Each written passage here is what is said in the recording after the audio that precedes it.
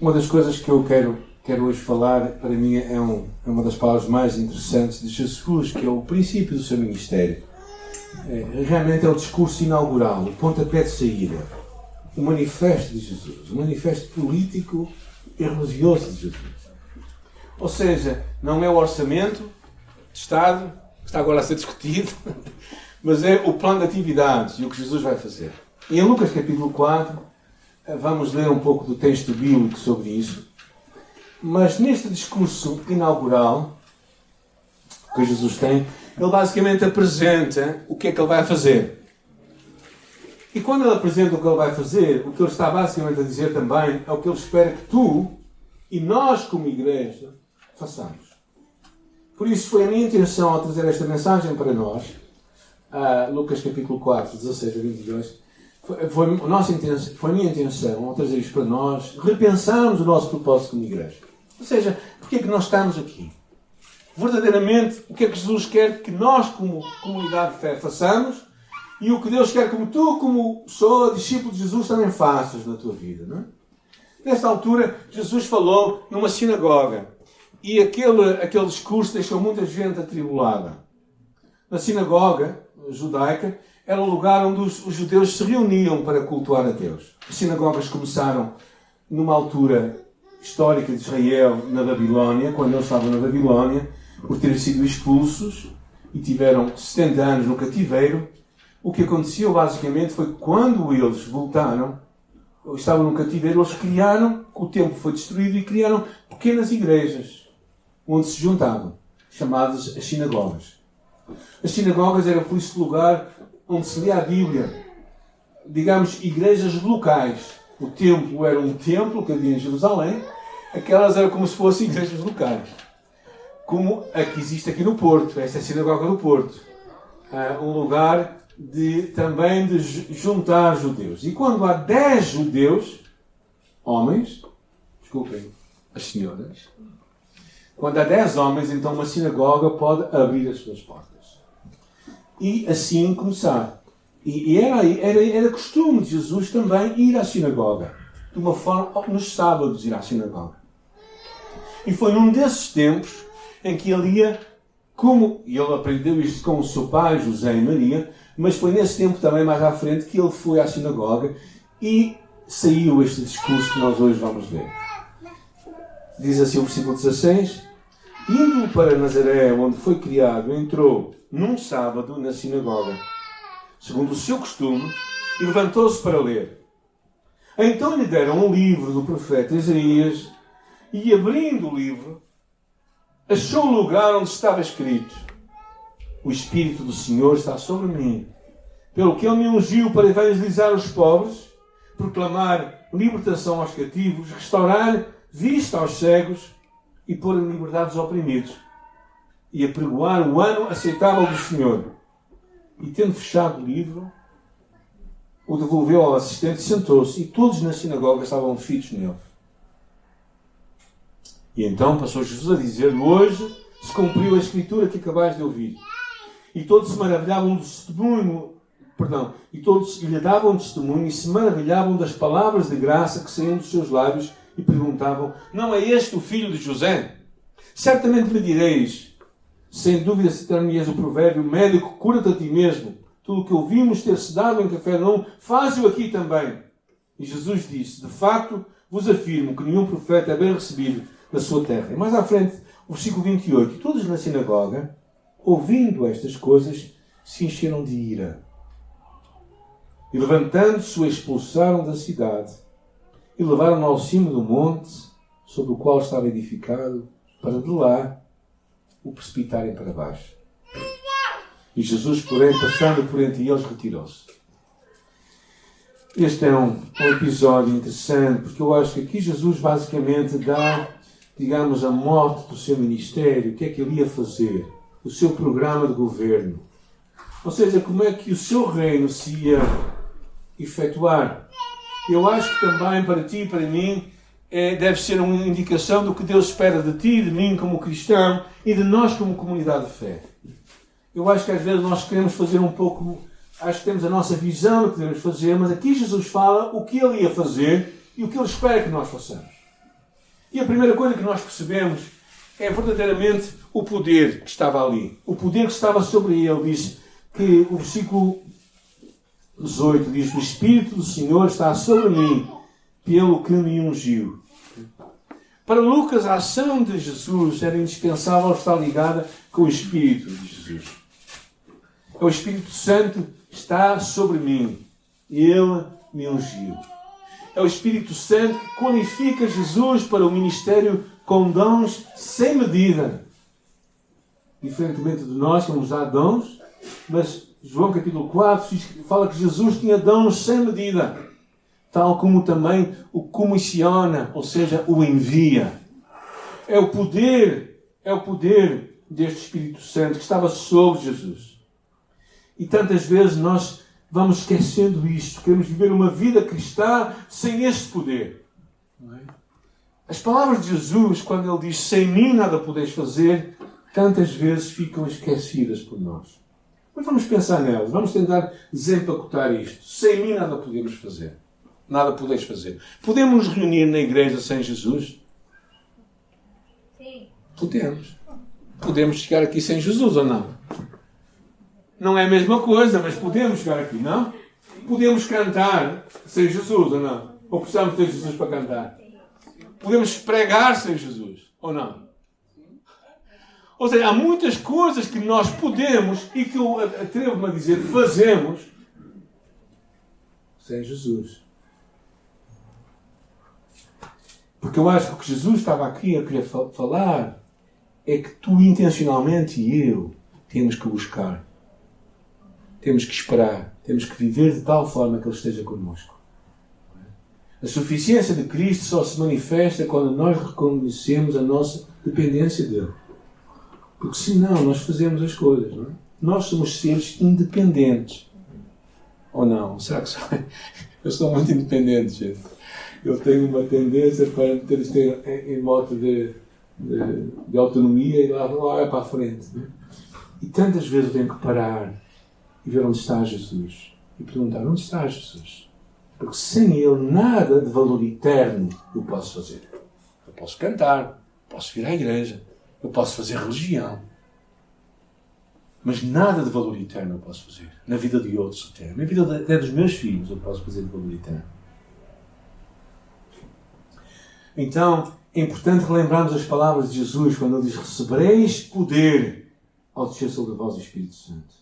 É o Espírito Santo que nós precisamos de estar em sintonia com Ele, deste poder que vem sobre nós, deste poder que desce sobre nós, para sermos testemunhas. E uma coisa que vamos perceber, aqui que eu quero desde já vos preparar, é que o ministério de Jesus não é um ministério só de palavra. É um ministério que é de transformação integral. Ou seja, Jesus não vem para salvar almas. Jesus vem para salvar vidas. E uma vida tem uma alma, tem um espírito e tem um corpo. Então Jesus, quando vem, e percebemos isto claramente desta mensagem, Ele não vem só preocupado com as almas para a eternidade. Porque se fosse assim, tu eras salva por Jesus hoje e amanhã estavas no céu. Alguns pensam que talvez seja mais seguro. Mas esse não é o propósito de Deus. E o que percebemos aqui nesta mensagem de Jesus, aqui nas palavras de Jesus, é que verdadeiramente a sua mensagem ia muito mais longe. E por isso Ele diz a seguir, reparem bem, Ele me ungiu para fazer o quê? Está lá no texto bíblico, versículo 18. Evangelizar quem? Os pobres. Por isso, se aqui alguém é rico, não é para você. É isto que Ele está a dizer. O que é que Ele quer dizer evangelizar os pobres? Não é? Claro que Jesus estava a falar dos pobres, tal como refere nas bem-aventuranças, os pobres de espírito. A mensagem das boas novas é uma mensagem que transforma. E aqui Jesus se apresenta como este profeta, este homem que tem uma mensagem de Deus para os homens. Esta boa nova. A boa nova, também percebemos aqui, não é somente palavras de salvação, de perdão de pecados, que é importante, mas isto é um meio para um fim. É interessante que às vezes nós podemos perguntar: o que é que Jesus veio fazer à Terra? Salvar-nos. Mais. Anunciar o reino. Anunciar o reino. Mas nas palavras de Jesus, o que é que ele diz? Eu vim para que tenham vida. É interessante que o perdão de pecados é importante, claro que é, mas se nós não tivermos vida, o perdão de pecados não resolve muito, porque nós estávamos mortos nos nossos delitos e pecados. Então a mensagem de Jesus vai muito além. E é interessante as boas novas. A boa nova que liberta é aquela efetiva para todos os que se voltam para Deus em fé. Todos aqueles que se voltam para Deus em fé. E percebemos uma coisa, que a mensagem de Jesus não é somente uma mensagem de perdão, como eu estava a falar, mas é uma mensagem de libertação. Se, pois, o Filho do Homem vos libertar, verdadeiramente sereis livres.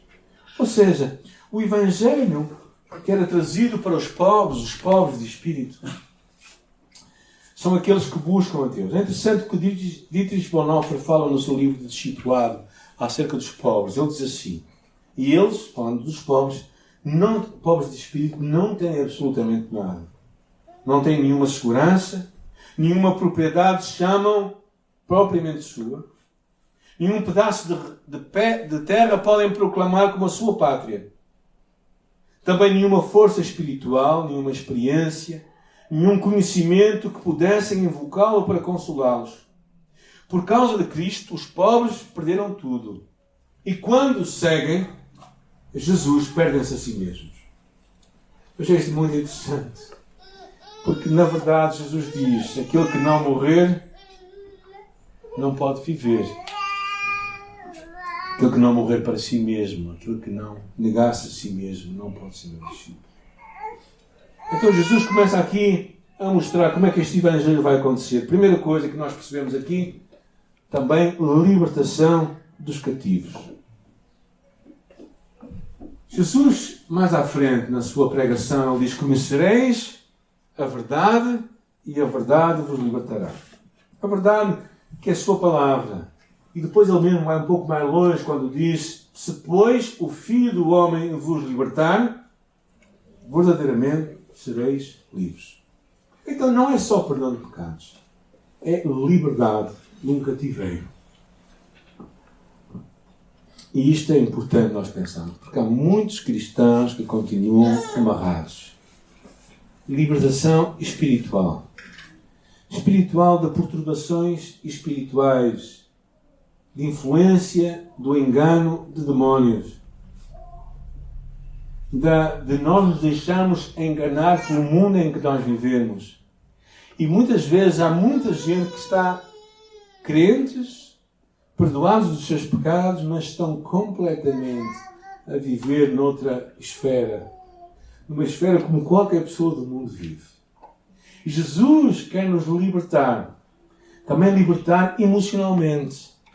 Libertar-nos dos erros do nosso passado. Libertar-nos da nossa amargura, das mágoas que estão em nosso coração, da rejeição de muitos de nós.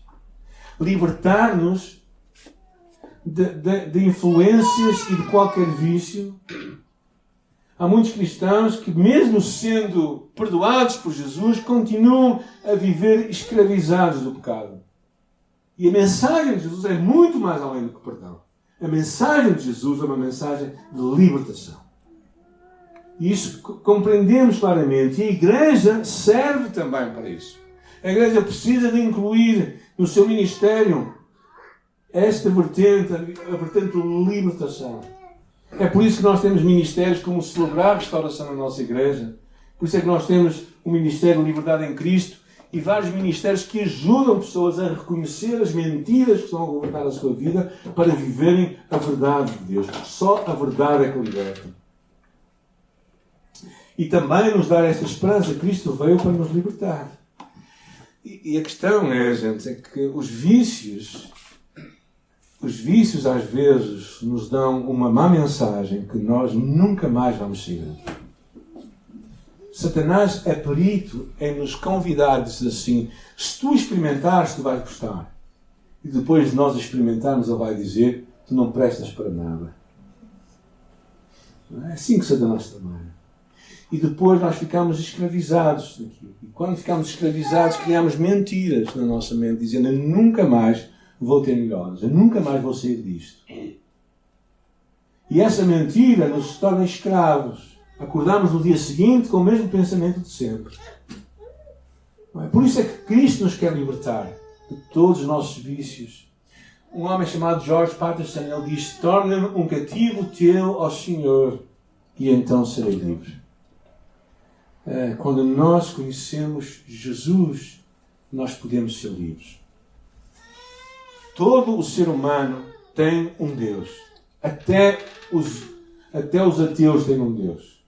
Pode ser a sua racionalidade, pode ser o seu conforto, pode ser qualquer coisa, mas todo ser humano tem que ter um Deus na sua vida. Jesus é o único que nos liberta. Os outros escravizam-nos. Então é importante nós conhecermos este Jesus que nos diz aqui, Jesus foi enviado para proclamar libertação aos cativos. Segunda coisa, vista aos cegos. Jesus veio não só dar luz às trevas, mas dar vista aos cegos. É interessante que diz o Salmo 148, o Senhor abre os olhos aos cegos. E eu sou a luz do mundo. Quem me segue não andará em trevas, mas terá a luz da vida. Jesus quer abrir os teus olhos, os meus olhos, para vermos o caminho que estamos a percorrer. Um dos meus receios, há cerca de uns 15 anos atrás, quando nós colaborávamos com a igreja lá em Vila Real, e íamos lá pelo velho Marão, muitas vezes ao descer o Marão, digo-vos sinceramente, eu tinha medo. Às vezes as trevas eram tão densas, o nevoeiro era tão denso, que eu verdadeiramente aquilo via-se pouco mais que 2 metros à frente ou 3 metros à frente, uma coisa assustadora. Há muita gente, há muitos cristãos que não sabem o que estão a fazer com a sua vida. Na verdade estão cegos. Um dos trabalhos de Satanás é cegar o nosso entendimento. É nos fazer viver a nossa vida sem termos consciência do que estamos a fazer. Precisamos como é interessante, de perceber o que há além de nós, além do que nós vemos. Quando Eliseu, numa dada altura, estava a ver à sua volta um exército contra eles, e o seu servo Geazi estava cheio de medo, e ele ora a Deus e diz assim: Senhor, peço-te que abras os seus olhos para que veja. Mas ele era cego? Era. Às vezes, tal como tu e eu, que estamos a fazer escolhas na nossa vida, estamos a fazer opções no nosso caminho, estamos a viver a nossa vida, mas não estamos a ver o que estamos a fazer com a nossa vida. Gente, e se não sabemos para onde vamos, então estamos muito mal. Procurar a direção de Deus é algo urgente para todos nós. E o Evangelho é também isso. É direção para a nossa vida. Jesus continua dizendo, diz pôr em liberdade os oprimidos, ou curar as emoções. Jesus fala acerca da opressão. A opressão que tantas vezes pessoas carregam. E desculpem incluir, mas a opressão que tantos cristãos às vezes continuam a carregar. Pessoas que estão feridas, pessoas que estão oprimidas, pessoas que estão subjugadas pelo peso do pecado na sua vida, pessoas que estão sobrecarregadas com culpa. E eu, infelizmente, às vezes, olhando para muitos cristãos, percebemos que eles estão oprimidos mesmo. Eles não vivem a vida em abundância que Jesus nos prometeu. Quando lemos aquela passagem, eu vim para que tenham vida e vida em abundância, alguns de nós dizem, mas onde é que está isso? Isso está em Jesus. E Jesus tem que ser tudo em nós para que nós tenhamos tudo dele. E esta cura que tem que vir à nossa vida tem que ser algo que vai lá no mais fundo da nossa alma.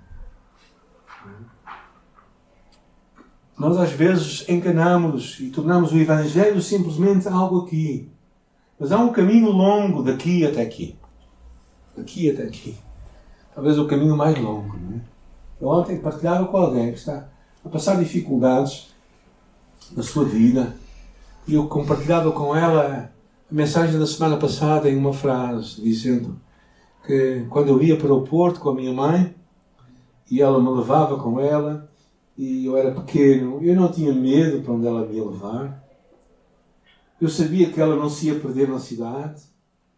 Eu sabia que ela não se ia esquecer que eu tinha fome. E por isso eu confiava que ela ia cuidar de mim. Será que Deus não faz isso por ti e por mim muito melhor? Eu sei que Ele faz. Mas às vezes nós esquecemos. Sabemos aqui, mas não toca aqui. E o meu convite para ti e para mim é que abracemos esta mensagem integral de Jesus. Quando Ele fala em Êxodo, eu sou o Senhor que te sara. Quando em Salmo 107 diz que enviou a sua palavra e os curou. É tão interessante percebermos que Jesus vai muito mais do que alcançar a nossa alma. Ele quer resgatar a nossa vida completamente. Jesus termina a citação de Isaías 60 com o versículo 19. O que é que ele diz aí? Alguém pode ler?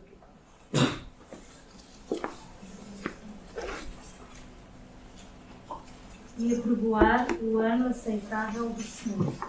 O que é o ano aceitável do Senhor? Interessante. Eu escrevo aqui, o profeta Isaías compara a libertação de Israel com o ano de jubileu. Era o ano aceitável. O ano de jubileu acontecia a cada 50 anos. O que acontecia? As dívidas eram canceladas, os escravos eram libertos. Agora imaginem isto, não é? Na nossa sociedade, hoje. E a propriedade era devolvida aos seus donos. Porquê que isto era feito? Porque Deus queria manter justiça social. E não queria que os netos e os filhos pagassem pela má cabeça dos pais. Então o que acontecia é que naquele ano jubileu tudo voltava ao que era. Incrível, gente, não é? Incrível. Claro que eu sei que os bancos e os capitalistas dos nossos dias não gostariam nada desta ideia.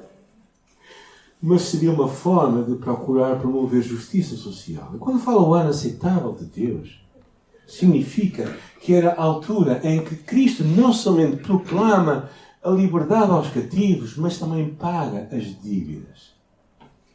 Isto é que o Evangelho é incrível. Porquê? Porque o Evangelho não é só Deus nos perdoar, mas é Deus pagar a nossa dívida. Ou seja, há uma dívida que tem que ser paga. O salário do pecado é a morte.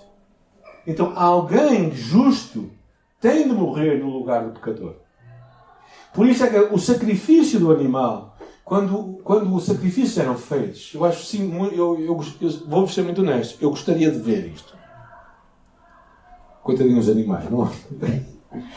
Mas tudo bem. Mas pondo à parte o coitadinho dos animais. Eu gostaria, porque naquela altura o que acontecia era que o ofertante colocava a mão no animal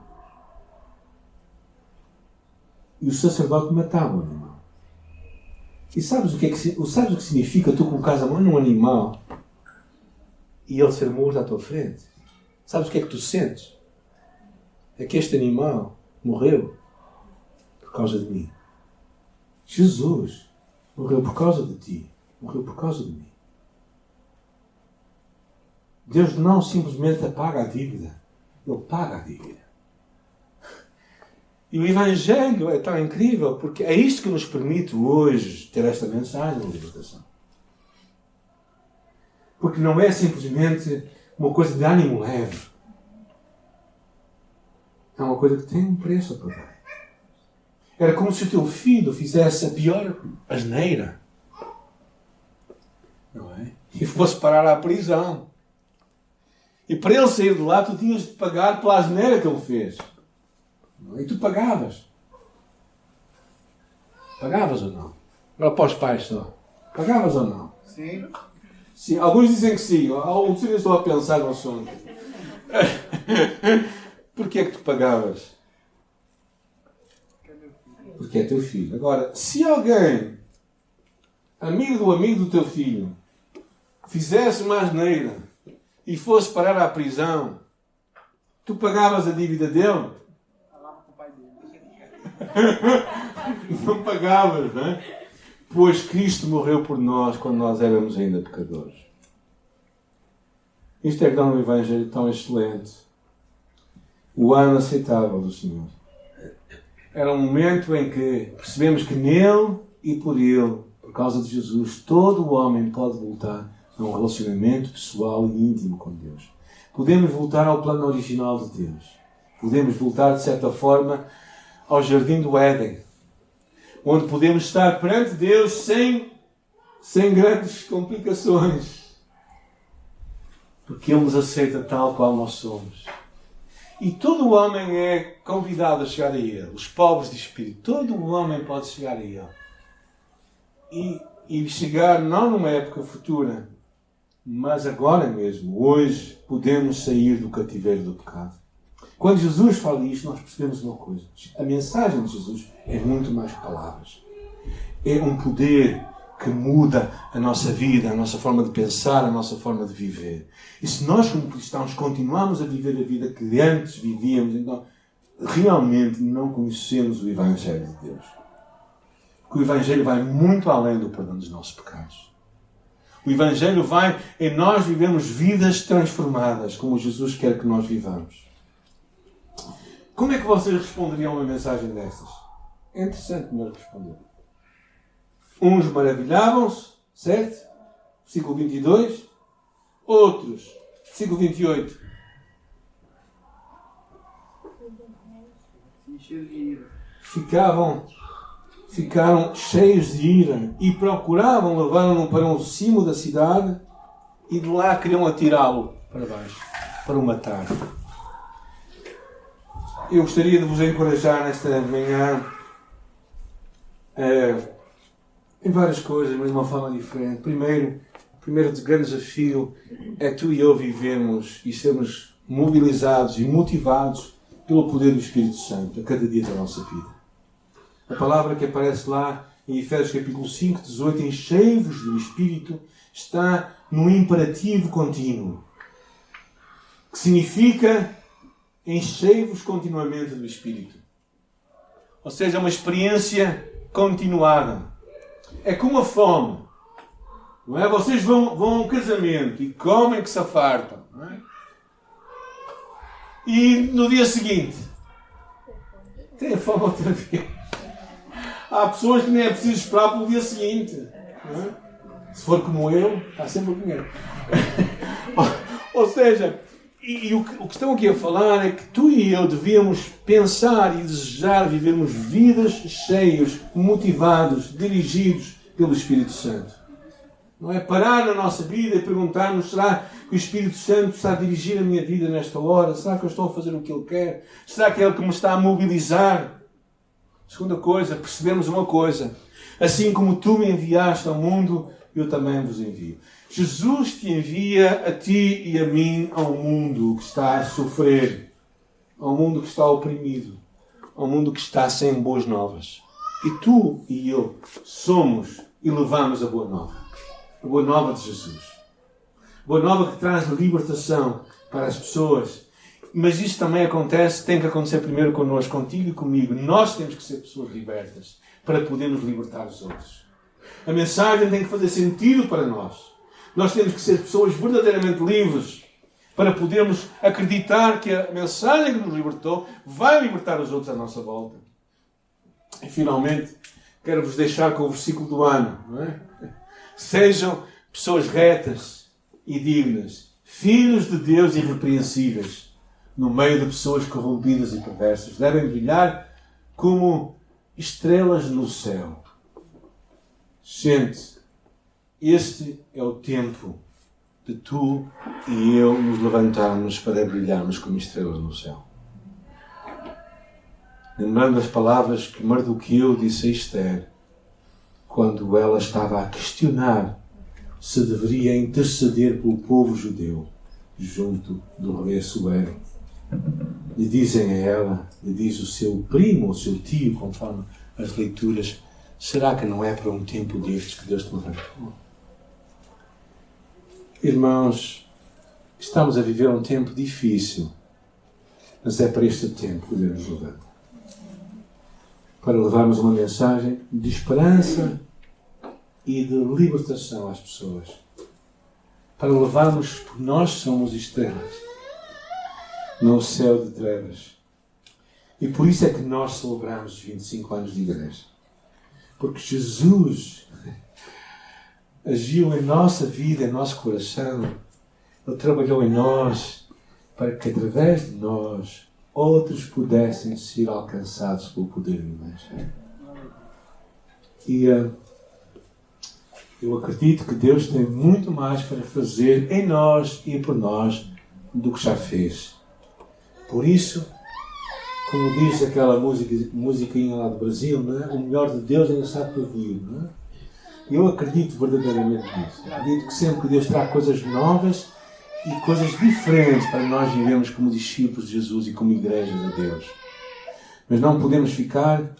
Este é o manifesto de Jesus. É o seu plano de governo, gente. Agora, a sua proposta de governo é esta. Há pessoal que quer ficar só por algumas coisas. Mas não, o pacote é todo, gente. É tudo. É isso que Cristo quer fazer em tua vida, em minha vida. Eu oro que Ele o faça para a sua glória.